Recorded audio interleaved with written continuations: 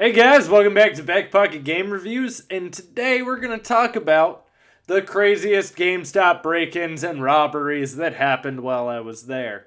I have three stories. They're all three pretty good, and they're all just going to be this one video.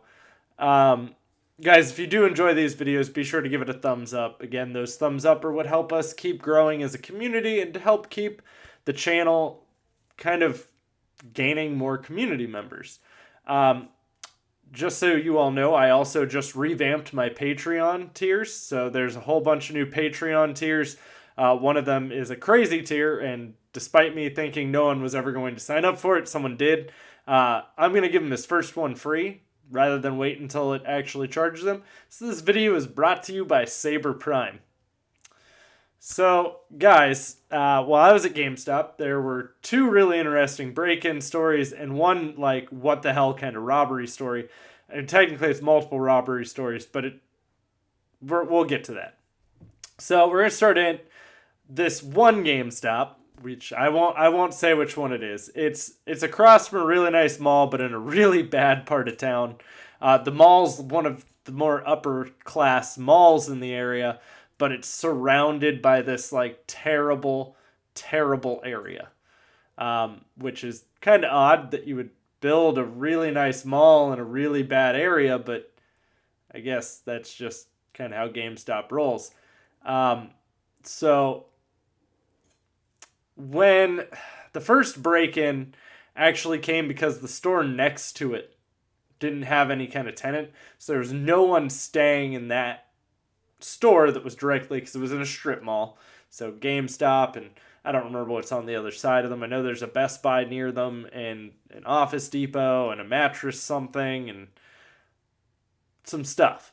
But the store next to them was actually empty, and they went and broke into the empty store in the middle of the night to break, because the empty store didn't have any alarms. There's nothing set off, because I mean, if you own a store and there's no one in there, it's just some property with nothing to steal, you're not going to pay to keep an alarm in there. So they then broke through the wall of the empty store and into the GameStop. But since nothing was tampered with, it didn't trigger the alarms. So these guys literally broke into the wall and then managed to get into the back room, which is complete insanity. And yeah, they robbed the crap out of this GameStop. That's not the next robbery story is going to be the same GameStop, shockingly, or break-in story, I guess. So the second one, they actually came in through the roof. Could be the same guys, for all I know. They never caught who did it. I don't know how they didn't catch the people. I don't know how there was... I never heard about them catching them, if they did. Which, that would be something I probably would have heard about had they had actually caught these people.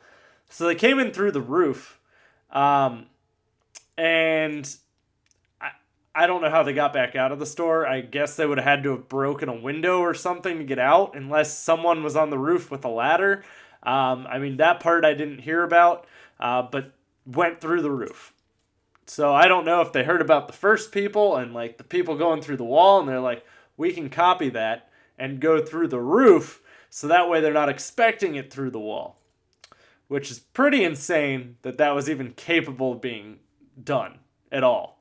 Because that's like some like straight up crazy, you would think it would never happen kind of story. But it did. Shockingly, it did. Through a wall and through a roof.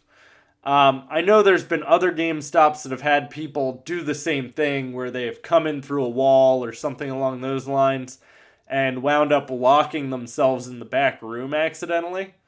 And that's a really thick door on the back room. So unless you have tools with you, you're not getting back out of it. But the moral of the story here is criminals typically aren't smart. These guys pulled it off, though. My guess is it was probably the same people. There's no way that someone else would be ballsy enough to try that again in the same store unless you got away with it the first time. So then there was the burglary store. Well, the gun. I don't know how to word this. It's technically a robbery. So the store, and this happened on multiple occasions. We're talking multiple occasions in 1 month, 3 times specifically in 1 month. These group of people came in wearing masks over their face, and they would have shotguns. They would knock the employees out using the butt of the shotgun and tie them up in the back room. Each time, the employees were not found until the next morning. So I don't know if my guess is this store might not have had security cameras. This store is in a really bad part of town. Like, really bad part of town. I would not drive through this part of town for any reason. At all. Ever. The part of town is called Northern Lights. This happened 3 times in 1 month. I only know about this because my district manager told me that this had happened 3 times in 1 month, and then followed that up with, could I have you cover at this store? No. No chance in hell. There is no reason I will drive to that. I wouldn't go to that part of town before you told me that story. So your chances are really blown now that you done told me that story. Not going there. Not happening. So yeah, I feel bad for the people who worked at that store, but I mean, I guess they probably lived on that side of town would be my guess. So they're probably more used to those types of situations, maybe? I don't know. But getting hit in the face with a shotgun and tied up in a back room does not sound like a fun time to me. At all. No. Let alone the fact that they only gave him like a day or 2 off for the situation. Like, it wasn't like, here, take like a week off, get your mind straight, we'll pay for some counseling. It was, no, you can have a day off. 1 day. I don't even know if that day was paid or not. But that was the whole reason why I was coming to cover. Well, that's why they wanted me to come cover that store. No. I'm good. You can threaten my job all you want. They even tried at one point to see if I'd want to go there as a manager for that store. Like the store manager. No. Under no circumstances did I want to be in or work at that store. So, but yeah, I found those all to be really crazy situations that are things you wouldn't really think would happen that often. At least not in the areas I worked in. Like, so the areas I worked in, people will grab stuff and then try to run out.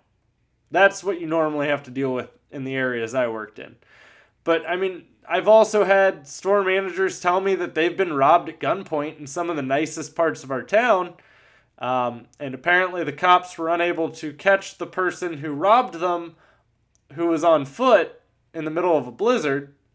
But, I mean, you'd think if the person had a gun, you'd make that a top priority, and a blizzard probably wouldn't stop you, but I'm not a cop, so. But guys, if you do enjoyed this video, give it a thumbs up. I'll have plenty more content coming for you soon. I just wanted to share those quick little stories. I'm still sitting on a plethora of my GameStop stories.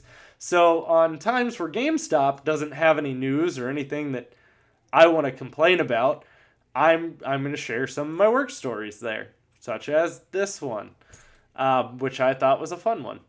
But guys, I'll see you soon. I'll have plenty more content coming for you, and stick around.